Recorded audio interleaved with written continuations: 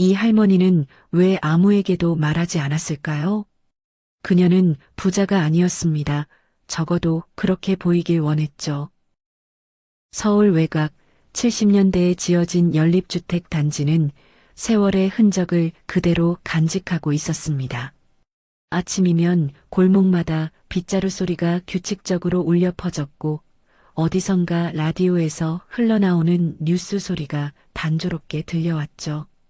이곳 사람들은 대부분 오래전부터 이 동네의 터를 잡고 살아온 이들이었습니다. 서로의 얼굴을 알고 누가 언제 집을 나서는지도 자연스레 알게 되는 그런 곳이었어요. 김말순 할머니는 올해 74이었습니다. 이 동네에서 말순 할머니는 그리 눈에 띄는 사람이 아니었어요. 늘 낡은 베이지색 코트를 입고 천으로 만든 가방을 들고 다녔죠. 아침 8시면 어김없이 집을 나섰고 같은 시간 같은 시장 골목을 천천히 걸었습니다. 사람들은 말순 할머니를 이렇게 기억했어요. 조용하고 혼자 사는 할머니, 말이 별로 없고 누구와도 깊이 어울리지 않는 사람. 말순 할머니는 굳이 먼저 말을 붙이지 않았습니다. 시장에서 물건을 살 때도 필요한 말만 했고 상인들이 건네는 인사에도 짧게 고개만 끄덕일 뿐이었죠. 그렇다고 무뚝뚝하거나 불친절한 건 아니었어요. 그저 조용했습니다.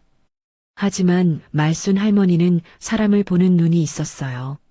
누가 진심으로 웃는지, 누가 형식적으로 인사하는지 그런 것들이 그냥 보였습니다. 어느 날 아침 말순 할머니는 평소처럼 시장으로 향했습니다. 손에는 낡은 청가방이 들려 있었고 주머니엔 10,000원짜리 몇 장이 접혀 있었죠. 시장 입구를 지나 채소 가게 앞을 걸을 때였습니다. 말순 할머니는 무심코 주머니에서 손수건을 꺼내다가 지갑을 바닥에 떨어뜨렸어요. 낡은 지갑이 바닥에 떨어지면서 안에 들어있던 10,000원짜리 2장과 병원 진료 카드가 살짝 보였습니다. 채소가게 주인은 그걸 보고 건성으로 말했어요. 할머니, 이런 거 흘리고 다니면 큰일 나요. 요즘 세상에 누가 주워다 드리겠어요? 말순 할머니는 천천히 허리를 굽혀 지갑을 주워들었습니다. 주변을 지나가던 사람들은 잠깐 쳐다보다가 빠르게 시선을 거뒀죠. 아무도 먼저 주워주려 하지 않았습니다. 도와주는 건 번거로운 일이니까요. 말순 할머니는 지갑을 주머니에 넣으며 조용히 생각했습니다. 사람은 말할 때보다 나를 필요 없다고 느낄 때 진짜 얼굴이 나오지. 그날 이후 말순 할머니는 자신을 더 초라하게 보이게 했어요. 일부러 더 낡은 옷을 꺼내 입었고 걸음도 조금 더 느리게 했습니다. 사람들의 태도를 보고 싶었던 거예요. 며칠 뒤 말순 할머니는 시장 골목에서 다시 지갑을 떨어뜨렸습니다. 이번엔 일부러였어요. 지나가던 사람들은 잠깐 멈칫했지만 대부분 그냥 지나쳤습니다. 한 젊은 남자가 잠깐 쳐다보더니 고개를 돌렸고 중년 여자는 혀를 차며 저런 할머니들 요즘 정신이 없으시네라고 중얼거렸죠. 결국 말순 할머니는 스스로 지갑을 주어야 했습니다. 그날 저녁 말순 할머니는 집으로 돌아와 낡은 소파에 앉았어요. 창밖으로는 저녁 노을이 천천히 지고 있었습니다. 말순 할머니는 오래된 서랍을 열어 노트 한 권을 꺼냈죠. 그 안에는 날짜와 간단한 메모들이 적혀 있었습니다. 3월 12일 시장 지갑 사건. 아무도 주워주지 않음. 말순 할머니는 천천히 펜을 들어 오늘의 기록을 남겼습니다. 말순 할머니에겐 가족이 있었어요. 조카 셋이 서울 이곳저곳에 살고 있었죠. 명절이면 가끔 연락이 왔습니다.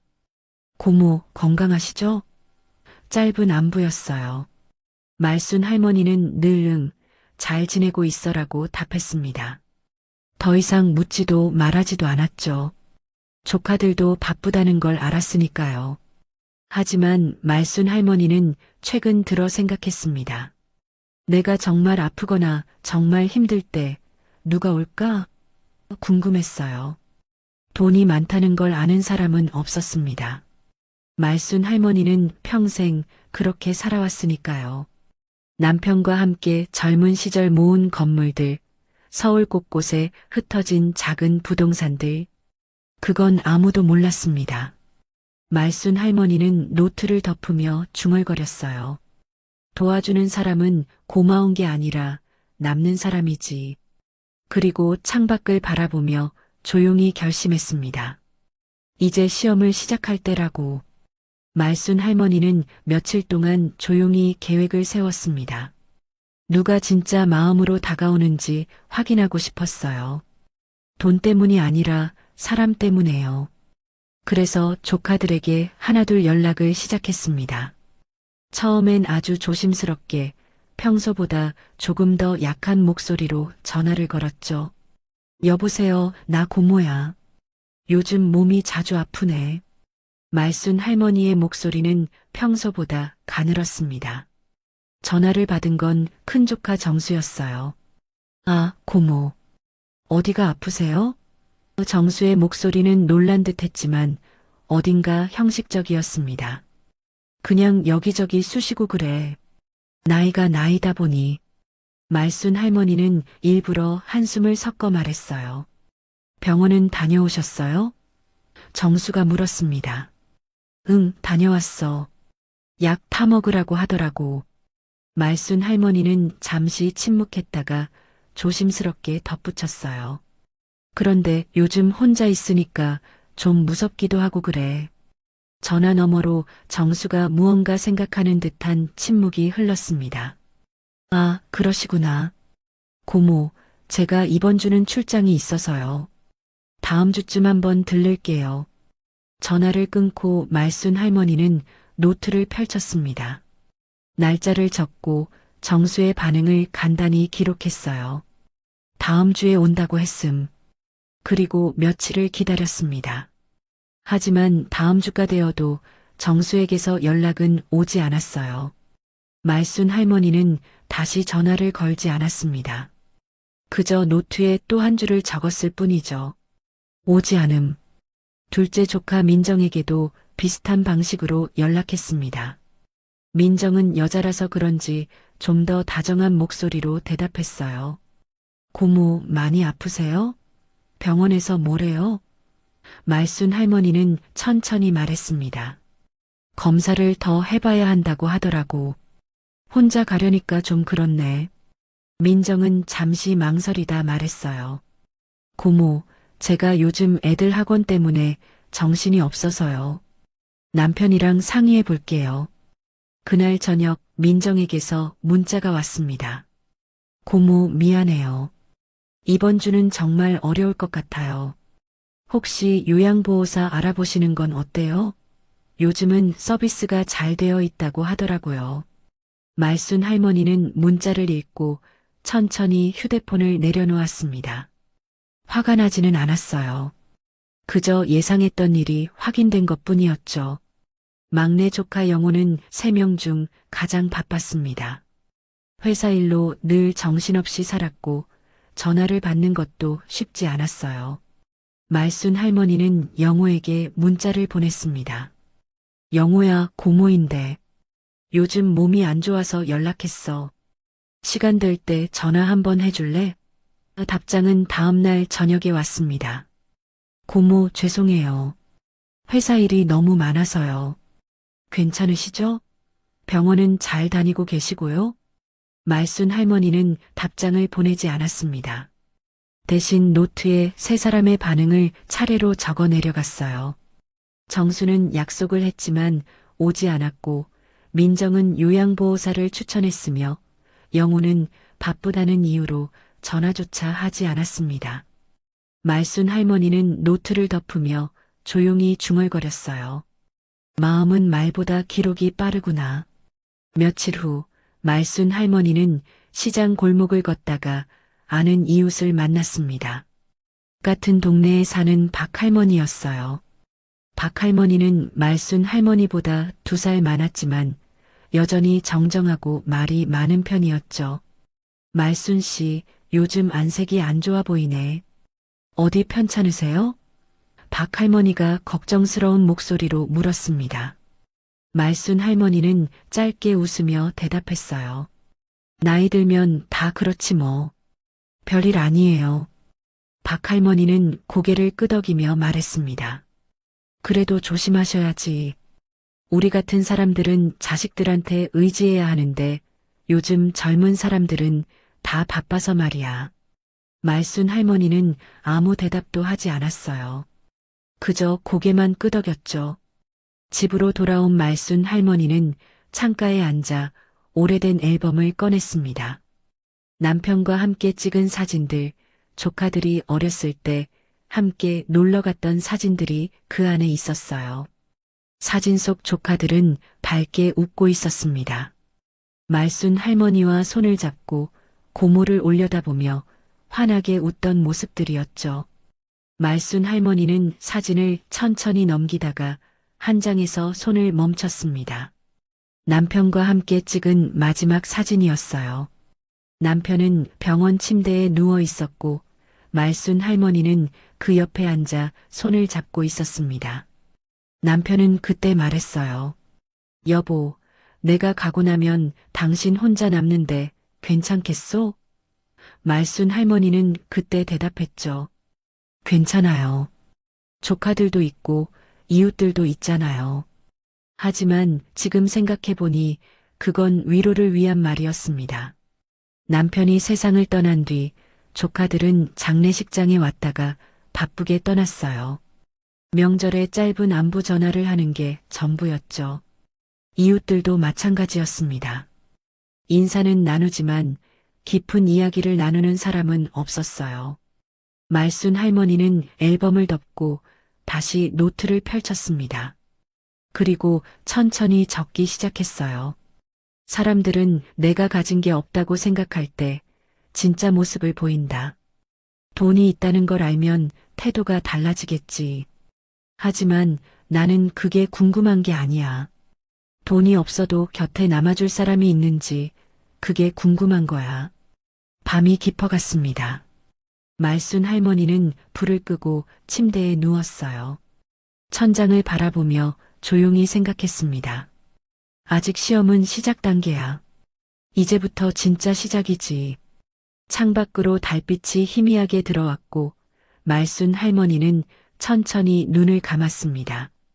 내일은 또 어떤 하루가 될지, 누가 어떤 반응을 보일지 조용히 지켜볼 생각이었어요. 일주일이 지났습니다. 말순 할머니는 조카들에게서 아무 연락도 받지 못했어요. 정수는 약속했던 방문을 하지 않았고 민정은 요양보호사 정보만 문자로 보내왔으며 영호는 여전히 바쁘다는 말만 반복했습니다. 말순 할머니는 이제 좀 더 구체적인 시험을 준비하기로 했어요. 어느 날 아침 말순 할머니는 조카들에게 각각 문자를 보냈습니다. 요즘 집 보증금 문제로 고민이 좀 있어. 시간 되면 한번 만나서 이야기 좀 할 수 있을까? 이번엔 좀 더 절박한 상황을 만들어 본 거였죠. 돈 문제라면 반응이 다를 거라고 생각했습니다. 정수에게서 가장 먼저 답장이 왔어요. 고모, 보증금이요? 무슨 일이세요? 말순 할머니는 천천히 답장을 보냈습니다. 집주인이 집을 팔려고 해서 나가야 할 것 같아. 당장 다음 달까지 새 집을 구해야 하는데 혼자서는 좀 막막하네. 정수의 답장은 금방 왔습니다. 아, 그러시구나. 고모, 요즘 전세 사기도 많고 하니까 조심하셔야 해요. 부동산은 알아보고 계세요? 말순 할머니는 휴대폰을 내려다보며 씁쓸하게 웃었습니다. 정수는 직접 도와주겠다는 말은 하지 않았어요.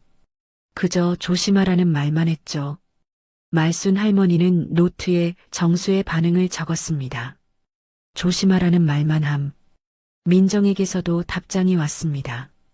고모, 그거 큰일이네요. 제가 아는 부동산 중개사 연락처 보내드릴게요. 좋은 집 구하시길 바랄게요. 역시 직접 나서겠다는 말은 없었어요. 연락처만 보내주면 끝이었습니다. 말순 할머니는 민정의 반응도 노트에 기록했어요. 부동산 연락처만 보내줌. 영호는 이번에도 답장이 늦었습니다. 이틀이 지나서야 문자가 왔어요. 고모, 요즘 회사 일이 정말 바빠서요. 보증금 문제는 해결하셨어요? 필요하시면 말씀하세요. 말순 할머니는 영호에게 답장을 보냈습니다. 괜찮아. 알아서 해결할게.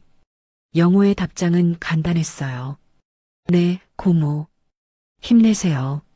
말순 할머니는 노트를 덮으며 한숨을 쉬었습니다. 세 조카 모두 비슷했어요. 걱정하는 척은 하지만 직접 손을 내밀지는 않았죠. 말로는 도와주겠다고 하면서도 실제로는 아무것도 하지 않았습니다. 말순 할머니는 창밖을 바라보며 중얼거렸어요. 역시 말과 행동은 다르구나. 며칠 후 말순 할머니는 정수를 직접 만나기로 했습니다. 정수에게 전화를 걸어 조심스럽게 부탁했어요. 정수야, 미안한데 이번 주말에 시간 좀 낼 수 있을까? 고모가 병원에 가야 하는데 혼자 가기가 좀 불안해서. 정수는 잠시 망설이다 대답했습니다. 아, 이번 주말이요? 토요일은 가족 약속이 있어서요. 일요일 오후는 어때요? 말순 할머니는 고개를 끄덕였습니다. 그래, 일요일 괜찮아. 전화를 끊고 말순 할머니는 노트에 날짜를 적었어요. 일요일 오후 2시 정수와의 약속. 그리고 그날을 기다렸습니다. 일요일이 되었습니다. 말순 할머니는 평소보다 조금 더 단정하게 옷을 입었어요. 낡은 코트 대신 남편이 생전에 사준 검은색 코트를 꺼내 입었고 머리도 깔끔하게 빗어 넘겼습니다. 그리고 오후 2시가 되기 전에 집 앞 작은 찻집으로 향했어요. 찻집은 조용했습니다. 말순 할머니는 창가 자리에 앉아 차를 주문하고 정수를 기다렸어요. 2시가 되었지만 정수는 오지 않았습니다. 말순 할머니는 휴대폰을 확인했지만 아무 연락도 없었죠. 10분이 지나고 20분이 지났습니다. 말순 할머니는 차를 한 모금 마시며 창밖을 바라봤어요. 2시 30분이 되었을 때 정수에게서 문자가 왔습니다. 고모, 정말 죄송해요. 급한 일이 생겨서 못 갈 것 같아요. 다음에 꼭 시간 내서 뵐게요. 말순 할머니는 문자를 읽고 천천히 휴대폰을 내려놓았습니다. 화가 나지는 않았어요. 그저 예상했던 일이 또 한 번 확인된 것뿐이었죠. 말순 할머니는 차를 다 마시고 계산을 했습니다. 찻집을 나와 천천히 집으로 걸어가는 길 말순 할머니는 주머니에서 노트를 꺼내 서서 적었어요. 정수, 약속 시간에 오지 않음. 30분 뒤 문자로 사과. 그리고 노트를 다시 주머니에 넣고 걸음을 옮겼습니다. 집으로 돌아온 말순 할머니는 거실 소파에 앉았습니다. 창밖으로는 해가 서쪽으로 기울어가고 있었어요. 말순 할머니는 오래된 서랍을 열어 또 다른 노트 하나를 꺼냈습니다. 이 노트에는 숫자들이 빽빽하게 적혀 있었어요. 건물 주소, 임대료, 보증금 내역들이었죠. 말순 할머니는 젊은 시절 남편과 함께 서울 곳곳의 작은 건물들을 하나씩 사모았습니다. 남편이 일찍 사업을 시작했고 말순 할머니도 옆에서 함께 일했어요. 밤늦게까지 일하고 아껴 쓰고 조금씩 모은 돈으로 건물을 샀습니다. 처음엔 작은 상가 하나였고 그 다음엔 작은 오피스텔이었죠. 세월이 흐르면서 그 건물들은 하나둘 늘어났습니다. 남편이 세상을 떠난 뒤 말순 할머니는 혼자서 그 건물들을 관리했어요. 세입자들과 계약서를 쓰고 수리가 필요하면 직접 챙기고 임대료가 들어오면 은행에 정리했습니다. 하지만 누구에게도 말하지 않았어요. 조카들도 이웃들도 아무도 말순 할머니가 건물주라는 걸 몰랐습니다. 말순 할머니는 노트를 보며 조용히 생각했습니다.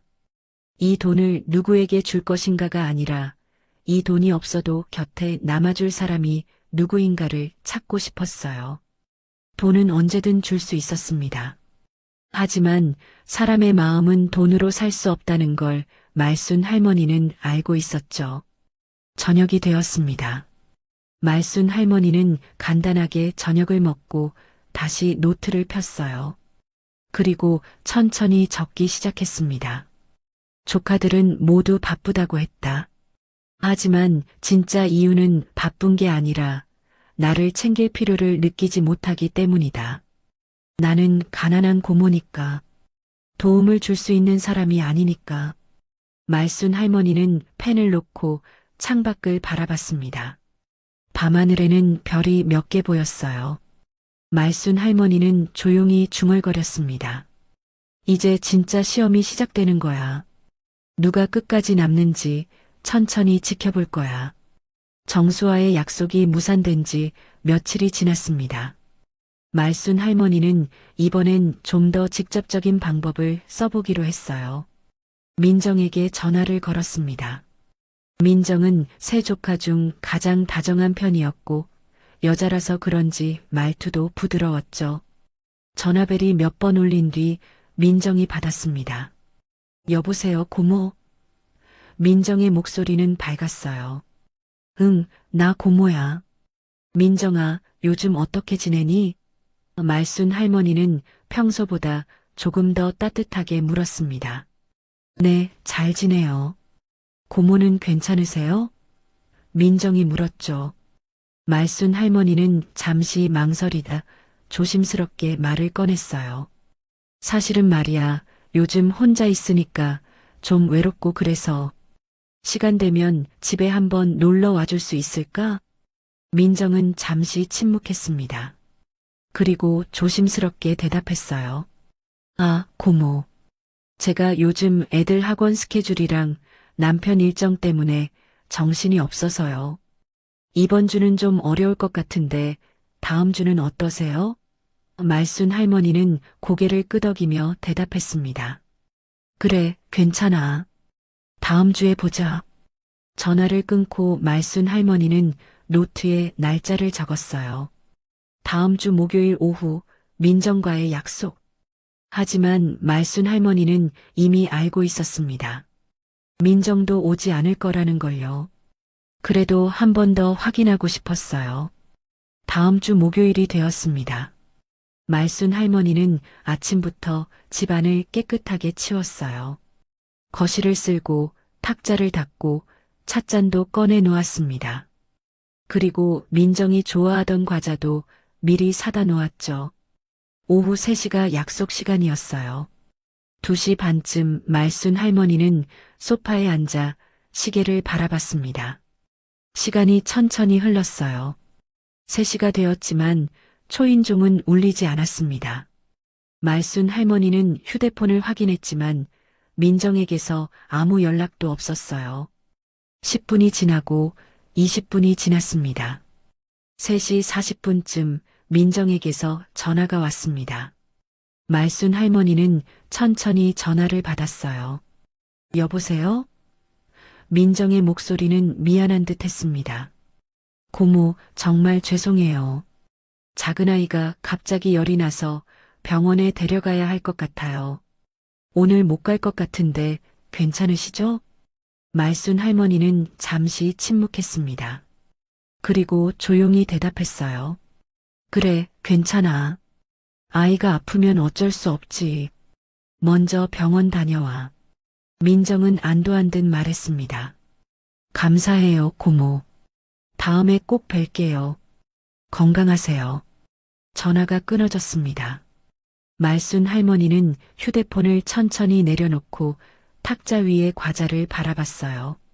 아무도 먹지 않을 과자였습니다. 말순 할머니는 깨끗하게 치워놓은 거실을 돌아보며 씁쓸하게 웃었어요. 그리고 노트를 펼쳐 조용히 적었습니다. 민정, 약속 시간 40분 뒤 전화. 아이가 아프다는 핑계. 말순 할머니는 노트를 덮고 창밖을 바라봤습니다. 해가 서쪽으로 기울어가고 있었어요. 말순 할머니는 조용히 중얼거렸습니다. 핑계는 언제나 그럴듯하지. 하지만 진짜 마음이 있으면 핑계보다 방법을 찾는 법인데. 며칠 후 말순 할머니는 마지막으로 영호를 만나보기로 했습니다. 영호는 세 조카 중 가장 성공한 편이었어요. 대기업에 다니고 집도 강남에 있었죠. 하지만 그만큼 바빴고 연락도 가장 뜸했습니다. 말순 할머니는 영호에게 문자를 보냈어요. 영호야, 고모가 상의할 게 있어서 그래. 시간 좀 낼 수 있을까? 영호의 답장은 다음 날 왔습니다. 고모, 무슨 일이세요? 급하신 건가요? 말순 할머니는 답장을 보냈습니다. 급한 건 아니고 그냥 만나서 얘기 좀 하고 싶어서. 밥이라도 같이 먹을까? 영호는 잠시 뒤 답장을 보냈어요. 이번 주 토요일 점심 어때요? 고모댁 근처 식당에서 만나요. 토요일이 되었습니다. 말순 할머니는 평소보다 조금 일찍 준비를 하고 약속 장소로 향했어요. 동네 한식당이었습니다. 12시가 약속 시간이었죠.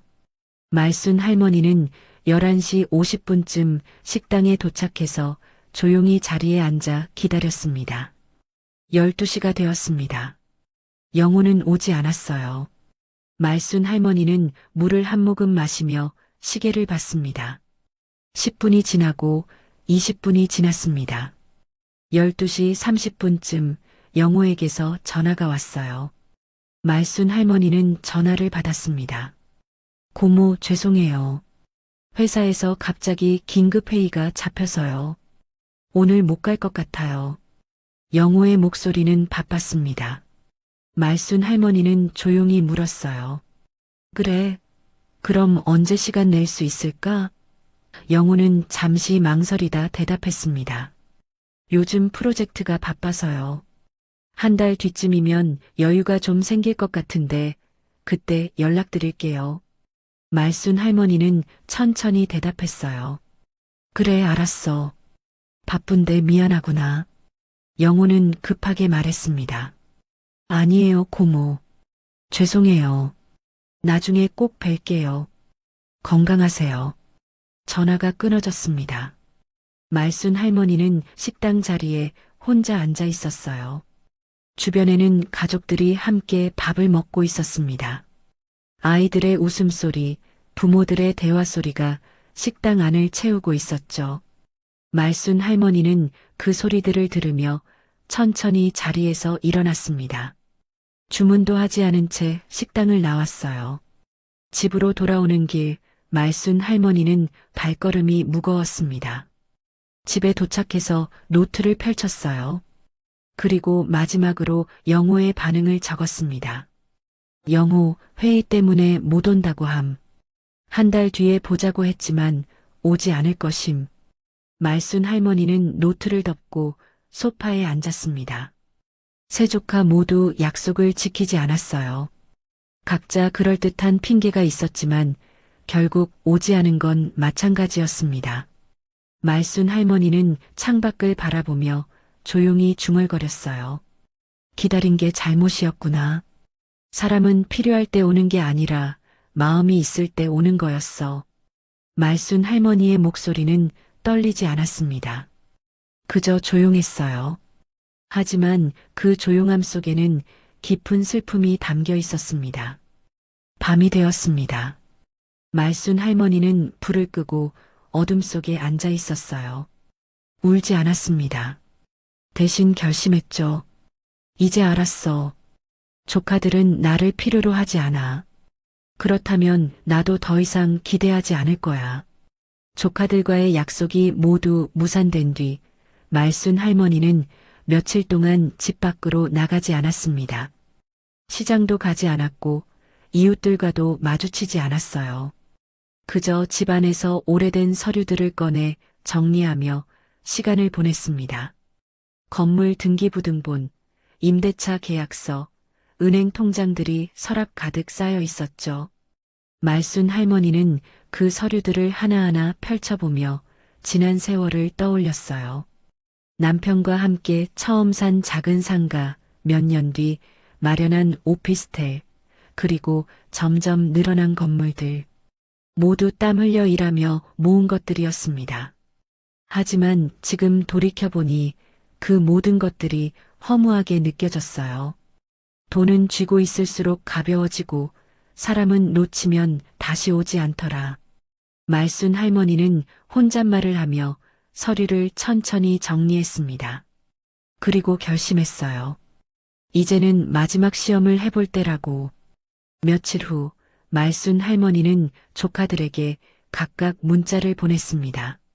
이번엔 좀 더 절박한 내용이었어요. 요즘 몸이 많이 안 좋아졌어. 병원에서 정밀 검사를 받아야 한대. 혼자 가기 힘들어서 그러는데 같이 가줄 수 있을까? 이 문자는 거짓이 아니었습니다. 말순 할머니는 실제로 최근 건강이 좋지 않았고 병원 예약도 잡아놓은 상태였어요. 정수에게서 가장 먼저 답장이 왔습니다. 고모, 걱정되네요. 언제 병원 가세요?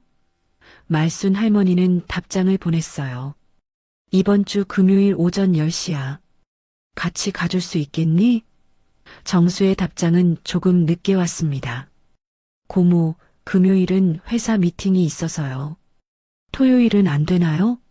말순 할머니는 답장을 보냈습니다. 병원 예약이 금요일로 잡혀 있어서 변경이 어려워. 괜찮아, 혼자 갈게. 정수는 미안하다는 말만 남기고 더 이상 연락이 없었어요. 말순 할머니는 노트에 정수의 반응을 적었습니다. 회사 미팅 핑계. 날짜 변경 제안만 하고 직접 오겠다는 말 없음. 민정에게서도 답장이 왔습니다. 고모, 많이 아프세요? 병원 어디로 가세요? 말순 할머니는 병원 이름과 시간을 알려줬어요. 민정은 잠시 뒤 답장을 보냈습니다. 고모, 제가 그날 애들 학부모 상담이 있어서요. 남편한테 부탁해 볼까요? 말순 할머니는 답장을 보내지 않았습니다. 민정도 더 이상 연락하지 않았어요. 영호에게는 문자 대신 전화를 걸었습니다. 영호는 3번의 벨소리 뒤에 전화를 받았어요. 고모, 무슨 일이세요? 영호의 목소리는 바빴습니다. 말순 할머니는 천천히 말했어요. 영호야, 고모가 이번 주 금요일에 병원 가는데 같이 가줄 수 있을까? 영호는 잠시 침묵했습니다. 그리고 조심스럽게 물었어요. 고모, 혹시 택시 타고 가시면 안 될까요? 제가 택시비 드릴게요. 말순 할머니는 그 말을 듣는 순간 가슴이 먹먹해졌습니다. 택시비는 줄 수 있지만 시간은 낼 수 없다는 말이었으니까요. 괜찮아, 영호야. 혼자 갈게. 말순 할머니는 조용히 말하고 전화를 끊었습니다. 영호는 더 이상 전화하지 않았어요. 말순 할머니는 노트에 마지막으로 영호의 반응을 적었습니다. 택시비는 주겠다고 함. 직접 오는 건 안 된다고. 금요일이 되었습니다. 말순 할머니는 아침 일찍 일어나 병원 갈 준비를 했어요. 간단하게 옷을 입고 가방에 진료 카드와 지갑을 넣었습니다. 그리고 현관문을 나서기 전 휴대폰을 한 번 더 확인했어요. 혹시 조카들 중 누군가 연락했을까 싶어서였죠. 하지만 아무 메시지도 없었습니다. 말순 할머니는 버스를 타고 병원으로 향했습니다. 아침 출근 시간이라 버스는 사람들로 붐볐어요. 말순 할머니는 손잡이를 잡고 서서 갔습니다. 누군가 자리를 양보해주지 않았지만 괜찮았어요. 이미 익숙한 일이었으니까요. 병원에 도착했습니다. 말순 할머니는 접수를 하고 대기실에 앉았어요. 주변에는 가족들과 함께 온 환자들이 많았습니다. 딸이 어머니 손을 잡고 있는 모습, 아들이 아버지를 부축하는 모습들이 보였죠. 말순 할머니는 혼자 앉아 그 모습들을 바라봤습니다. 김말순 환자분, 진료실로 들어오세요. 간호사가 이름을 불렀습니다. 말순 할머니는 천천히 일어나 진료실로 걸어갔어요. 의사는 검사 결과를 보며 말했습니다. 할머니, 혈압도 높고 당뇨 수치도 좋지 않네요. 정밀 검사를 한번 받으셔야겠어요. 보호자분은 안 오셨나요? 말순 할머니는 고개를 저었습니다. 혼자 왔어요. 의사는 안타까운 표정을 지으며 말했어요. 할머니, 정밀 검사 결과 나오면 보호자분이랑 같이 오시는 게 좋겠어요. 혼자서는 힘드실 텐데. 말순 할머니는 조용히 고개를 끄덕였습니다. 진료를 마치고 병원을 나왔습니다. 말순 할머니는 병원 앞 벤치에 잠시 앉아 쉬었어요. 다리가 아팠고 머리도 조금 어지러웠습니다. 하지만 집에 가야 했어요. 말순 할머니는 천천히 일어나 버스 정류장으로 걸어갔습니다. 집에 돌아온 말순 할머니는 소파에 주저앉았습니다. 몸도 마음도 지쳐 있었어요. 말순 할머니는 노트를 꺼내 오늘의 기록을 남겼습니다. 금요일 병원 혼자 다녀옴. 조카들 중 아무도 오지 않음. 연락도 없음. 말순 할머니는 노트를 덮고 창밖을 바라봤습니다. 해가 지고 있었어요. 말순 할머니는 조용히 눈물을 흘렸습니다. 처음으로 우는 거였어요. 화가 나서가 아니었습니다. 그저 슬펐어요. 기다렸지만 아무도 오지 않았다는 사실이 예상했지만 실제로 확인하니 너무 아팠습니다. 기다린 게 잘못이었어. 사람은 부를 수 있는 게 아니라 오고 싶어서 오는 거였어. 말순 할머니는 눈물을 닦으며 중얼거렸습니다. 그리고 그날 밤 말순 할머니는 결심했어요. 이제 더 이상 조카들에게 기대하지 않기로. 대신 정말 중요한 것이 무엇인지 생각해 보기로. 말순 할머니는 서랍을 열어 건물 서류들을 다시 꺼냈습니다. 그리고 천천히 생각했어요. 이 돈을 누구에게 남길 것인가가 아니라 이 돈 없이도 내 곁에 남아줄 사람이 있는가를 찾아야 한다고. 그게 진짜 중요한 거라고. 병원을 혼자 다녀온 뒤 말순 할머니는 며칠 동안 깊은 생각에 잠겼습니다. 조카들은 결국 아무도 오지 않았어요. 각자의 이유가 있었지만 결국 말순 할머니에게 시간을 내주는 사람은 없었습니다. 말순 할머니는 이제 조카들에게 더 이상 연락하지 않기로 했어요. 대신 말순 할머니는 오래된 서랍을 다시 열었습니다.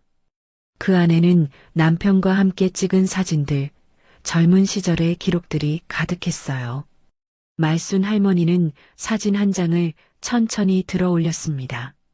남편과 함께 처음 산 상가 건물 앞에서 찍은 사진이었죠.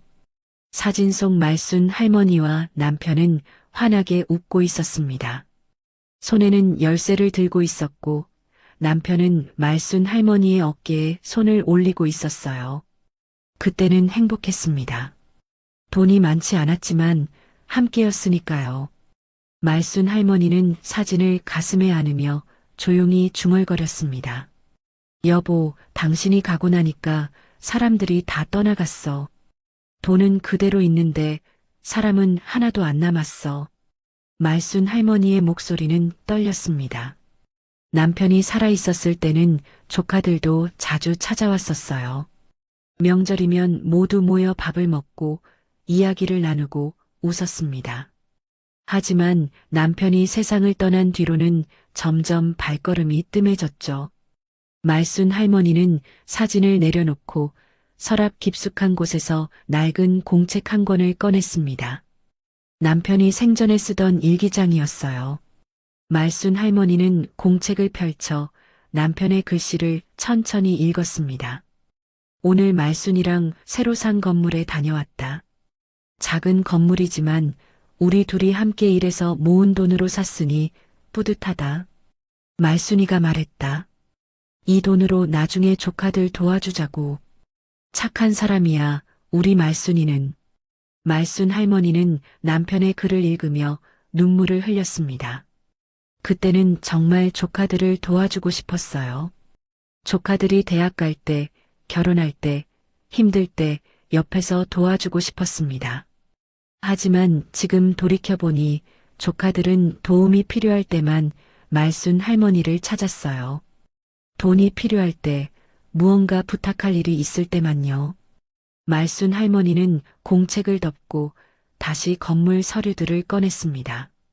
서울 곳곳에 흩어진 작은 건물들, 오피스텔, 상가들의 등기부등본이 차곡차곡 쌓여 있었어요. 말순 할머니는 그 서류들을 하나하나 펼쳐보며 계산했습니다. 모두 합치면 상당한 금액이었죠. 이 돈을 누구에게 주면 좋을까? 말순 할머니는 조용히 생각했습니다. 조카들에게 줘야 할까요? 하지만 조카들은 말순 할머니가 아플 때도 외로울 때도 오지 않았어요. 그들에게 이 돈을 준다면 그건 마음이 아니라 그냥 의무일 뿐이었습니다. 말순 할머니는 문득 깨달았습니다. 돈이 아니라 마음을 남기고 싶었던 거야. 말순 할머니가 진짜 원했던 건 돈을 물려주는 게 아니었어요. 자신을 진심으로 아끼고 곁에 남아줄 사람을 찾는 것이었습니다. 돈은 그 사람에게 주면 되는 거였죠. 며칠 후 말순 할머니는 평소처럼 시장에 갔습니다. 오랜만에 집 밖으로 나온 거였어요. 시장 골목을 천천히 걸으며 채소를 사고 과일을 샀습니다. 그때 뒤에서 누군가 말순 할머니를 불렀어요. 할머니, 안녕하세요. 돌아보니 시장 입구에서 작은 반찬 가게를 하는 젊은 여자였습니다. 이름은 수진이었어요. 수진은 몇 년 전 이 동네로 이사와서 가게를 시작했고 말순 할머니와는 가끔 인사를 나누는 사이였죠. 아, 수진 씨. 잘 지냈어요? 말순 할머니가 물었습니다. 수진은 환하게 웃으며 대답했어요. 네, 할머니. 요즘 못 뵀던 것 같아서 걱정했어요. 어디 편찮으셨어요? 말순 할머니는 고개를 저었습니다. 아니, 괜찮아요. 그냥 집에 좀 있었어요. 수지는 말순 할머니를 자세히 보더니 조심스럽게 말했습니다. 할머니, 안색이 좀 안 좋아 보이세요. 식사는 잘하고 계세요? 말순 할머니는 그 말에 조금 놀랐어요. 조카들도 묻지 않았던 걸 수진이 먼저 물어본 거였죠. 응, 잘 먹고 있어요. 말순 할머니는 짧게 대답했습니다. 수진은 잠시 망설이다 말했어요. 할머니, 제가 오늘 반찬 새로 만들었는데 조금 드릴게요. 혼자 사시니까 챙겨 드시기 힘드시잖아요. 그러면서 수진은 가게로 들어가 반찬통을 싸왔습니다. 말순 할머니는 수진이 내민 반찬통을 받으며 당황스러웠어요. 아니, 이걸 왜 주려고 그래요? 돈을 내야지. 수진은 고개를 저으며 웃었습니다. 아니에요, 할머니. 그냥 드세요. 할머니 혼자 사시는 거 알잖아요. 제가 엄마 생각도 나고 해서요.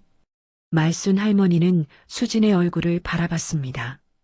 진심이 담긴 눈빛이었어요. 계산이 없는 순수한 마음이었습니다. 말순 할머니는 가슴이 뭉클했어요.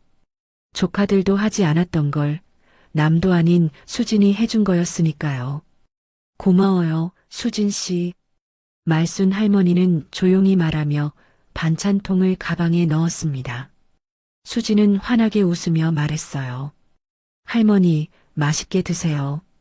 그리고 다음에 또 뵐게요. 말순 할머니는 고개를 끄덕이며 시장을 나왔습니다. 집으로 돌아오는 길, 말순 할머니는 가방 속 반찬통을 생각하며 걸었어요. 수지는 말순 할머니에게 아무것도 바라지 않았습니다. 그저 할머니 혼자 사니까 챙겨주고 싶었던 거였죠. 조건 없는 마음이었어요. 집에 도착해서 말순 할머니는 반찬통을 열어봤습니다. 김치, 나물, 조림이 정갈하게 담겨 있었어요. 말순 할머니는 그걸 보며 조용히 눈물을 흘렸습니다. 작은 반찬 하나였지만 그 안에 담긴 마음이 느껴졌으니까요. 말순 할머니는 노트를 펼쳐 새로운 페이지를 열었습니다. 그리고 천천히 적기 시작했어요. 수진, 시장 반찬 가게 주인. 아무 조건 없이 반찬을 줬다. 진심으로 걱정해줬다. 말순 할머니는 펜을 놓고 창밖을 바라봤습니다. 돈이 아니라 마음이구나. 내가 찾던 건 돈을 받을 사람이 아니라 마음을 나눌 사람이었어. 말순 할머니는 조용히 중얼거리며 결심했습니다. 이제부터는 조금씩 지켜보기로. 누가 진짜 마음으로 다가오는지, 누가 조건 없이 곁에 남아주는지. 수진을 만난 뒤로 말순 할머니는 조금씩 달라지기 시작했습니다. 더 이상 조카들에게 연락하지 않았고 대신 주변 사람들을 조용히 관찰했어요. 누가 진심으로 다가오는지, 누가 그냥 스쳐 지나가는지를 보기 시작한 거였죠. 한 달쯤 지났을 때 말순 할머니는 수진과 자주 마주치게 되었습니다. 시장에 갈 때마다 수진은 먼저 반갑게 인사했고 가끔 과일이나 반찬을 챙겨줬어요. 말순 할머니가 사양해도 수진은 웃으며 말했습니다. 할머니, 그냥 받으세요. 저도 기분 좋아요. 어느 날 말순 할머니는 수진에게 물었습니다. 수진 씨, 왜 나한테 이렇게 잘해주는 거예요? 수진은 잠시 생각하더니 조용히 대답했어요. 할머니 보면 우리 엄마 생각나요. 엄마도 혼자 사시거든요.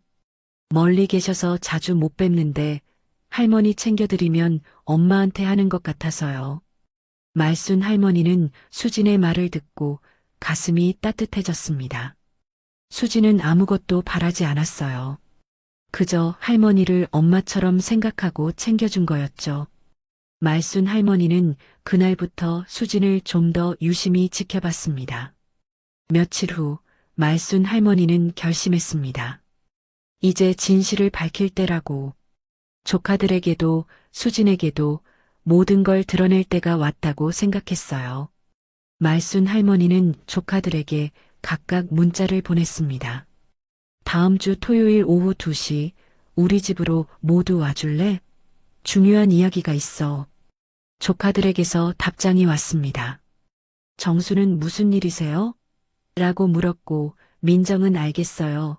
갈게요라고 했으며 영호는 시간 내볼게요라고 답했습니다. 말순 할머니는 답장을 보내지 않았어요. 그저 토요일을 기다렸습니다. 토요일이 되었습니다. 말순 할머니는 아침부터 집안을 깨끗하게 치웠어요.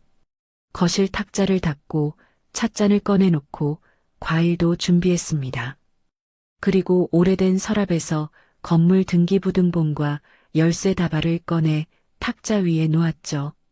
오후 2시가 되자 초인종이 울렸습니다. 가장 먼저 온 사람은 민정이었어요. 고모 왔어요.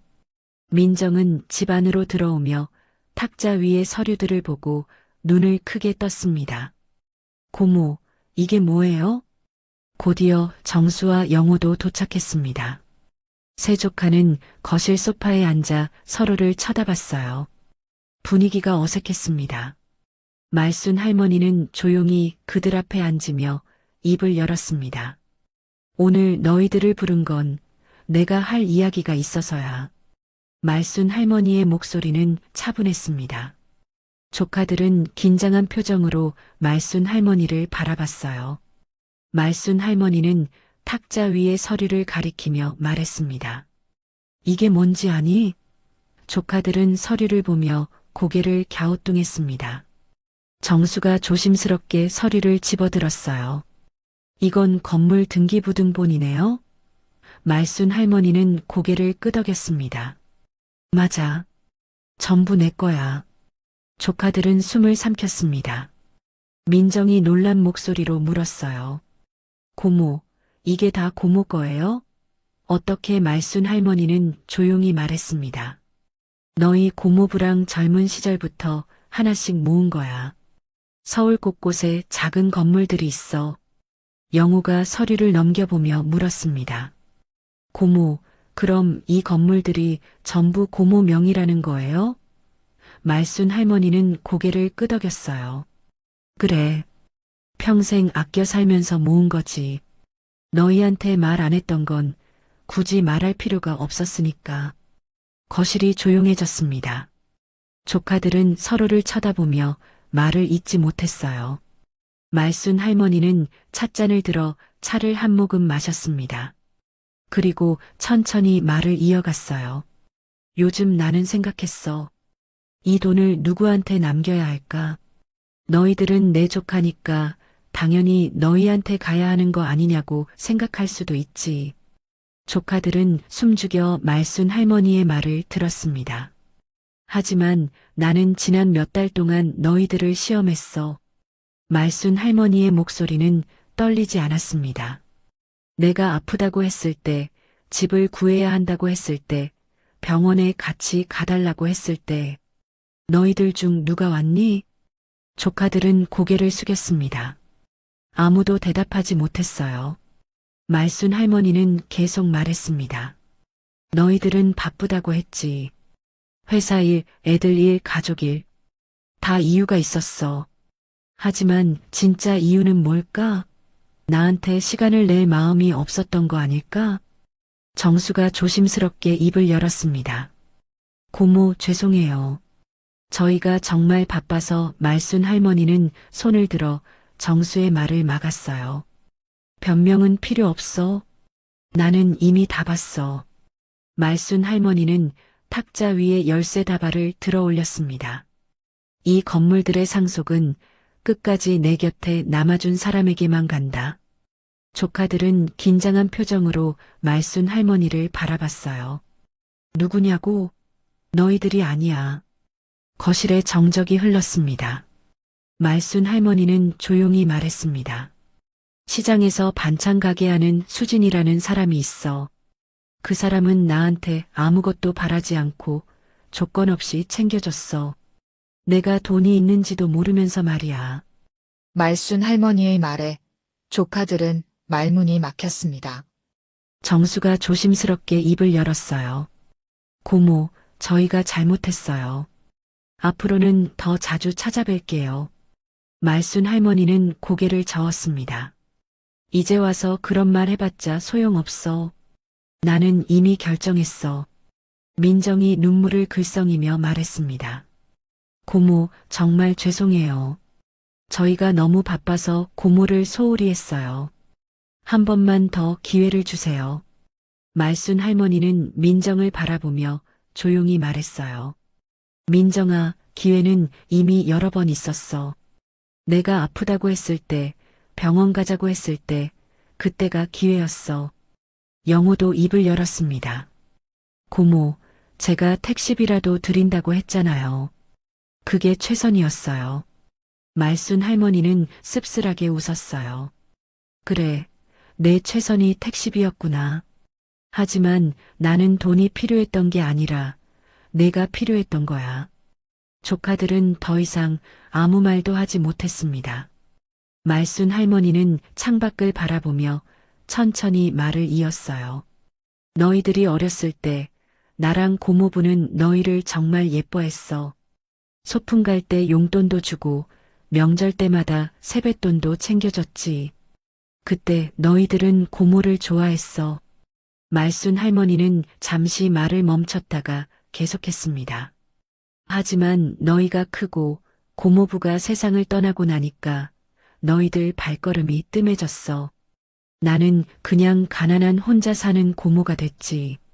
도움 줄 수 있는 사람이 아니니까. 정수가 변명하듯 말했습니다. 고모, 그게 아니라 말순 할머니는 손을 들어 정수의 말을 막았어요. 아니야, 맞아. 나도 이해해. 사람은 다 바쁘고 각자 살기 바쁘니까. 하지만 진짜 마음이 있으면 바빠도 시간을 낼 수 있는 거야. 말순 할머니는 탁자 위의 서류를 정리하며 말했습니다. 이 건물들은 수진한테 물려줄 거야. 유언장도 이미 작성했어. 조카들은 충격받은 표정이었어요. 민정이 떨리는 목소리로 물었습니다. 고모, 저희는 한 푼도 못 받는 건가요? 말순 할머니는 고개를 끄덕였습니다. 응, 너희는 이미 충분히 잘 살고 있잖아. 좋은 집에 살고, 좋은 차 타고, 아이들도 좋은 학교 보내고, 내 돈이 없어도 너희는 잘 살 거야. 말순 할머니는 잠시 숨을 고르고 말을 이었어요. 하지만 수지는 달라. 혼자서 작은 가게 하면서 힘들게 사는데 그래도 나한테 조건 없이 잘해줬어. 영우가 마지막으로 물었습니다. 고모, 정말 마음을 바꿀 수 없으세요? 말순 할머니는 단호하게 대답했어요. 없어. 이미 변호사한테 유언장 맡겼어. 내가 죽으면 수진이 전부 상속받을 거야. 조카들은 더 이상 할 말이 없었습니다. 서로를 쳐다보다가 하나둘 자리에서 일어났어요. 그럼 저희는 이만 가보겠습니다. 정수가 조용히 말했습니다. 민정과 영호도 고개를 숙이며 현관으로 향했죠. 말순 할머니는 그들을 배웅하지 않았습니다. 그저 창가에 앉아 조카들이 집을 나가는 모습을 지켜봤어요. 현관문이 닫히는 소리가 들렸습니다. 말순 할머니는 긴 한숨을 쉬며 혼잣말을 했어요. 이제 끝났구나. 며칠 후 말순 할머니는 수진을 만나러 시장에 갔습니다. 수진은 평소처럼 반갑게 인사했어요. 할머니, 오늘은 일찍 오셨네요. 말순 할머니는 수진에게 찻집에 가자고 했습니다. 수진 씨, 할머니가 할 이야기가 있어서 그래. 잠깐 시간 낼 수 있어요? 수진은 흔쾌히 따라왔습니다. 두 사람은 조용한 찻집에 앉아 차를 주문했어요. 말순 할머니는 수진을 바라보며 천천히 입을 열었습니다. 수진 씨, 그동안 나한테 잘해줘서 정말 고마웠어요. 수진은 손을 저으며 웃었습니다. 아니에요, 할머니. 제가 좋아서 한 거예요. 말순 할머니는 조용히 말했어요. 나는 사실 가난한 할머니가 아니에요. 서울에 건물이 몇 개 있어. 수지는 놀란 표정을 지었습니다. 네, 할머니가요? 말순 할머니는 고개를 끄덕이며 계속 말했습니다. 나는 수진 씨를 시험한 거예요. 내가 가난해 보일 때, 도움이 안 될 것 같을 때도 조건 없이 대해주는 사람이 있는지 보고 싶었거든요. 수지는 당황한 표정이었어요. 할머니, 그게... 말순 할머니는 수진의 손을 잡았습니다. 수진 씨는 통과했어요. 아무것도 바라지 않고 나를 챙겨줬잖아요. 그래서 내 재산을 수진 씨한테 물려주기로 했어요. 수진은 깜짝 놀라며 손을 뒤로 빼려 했어요. 아니에요, 할머니. 저는 그런 거 바라고 한 게 아니에요. 말순 할머니는 수진의 손을 놓지 않았습니다. 알아요. 그래서 주는 거예요. 수진 씨는 진심이었으니까. 수진은 눈물을 글썽이며 말했어요. 할머니, 저는 정말 그냥 할머니가 좋아서 한 거예요. 엄마 생각나서요. 말순 할머니는 수진의 눈물을 닦아주며 말했습니다. 나도 알아요. 그래서 더 고마운 거예요. 두 사람은 한동안 말없이 앉아 있었습니다. 말순 할머니는 창밖을 바라보며 조용히 중얼거렸어요. 사람은 가진 걸로 남는 게 아니라 남긴 마음으로 기억되는 거구나. 몇 달 후 말순 할머니는 공원 벤치에 앉아 있었습니다. 햇살이 따뜻했어요. 말순 할머니는 여유롭게 세상을 바라봤습니다. 돈은 이미 정리됐고 마음도 편안해졌어요. 이제 남은 건 조용히 사는 것뿐이었죠. 말순 할머니는 벤치에 기대어 눈을 감았습니다. 이제 됐어. 할 일은 다 했어. 사람은 가진 것으로 기억되지 않습니다. 남긴 태도로 오래 남을 뿐입니다. 이런 이야기가 마음에 남았다면 다음 이야기도 함께 해주세요.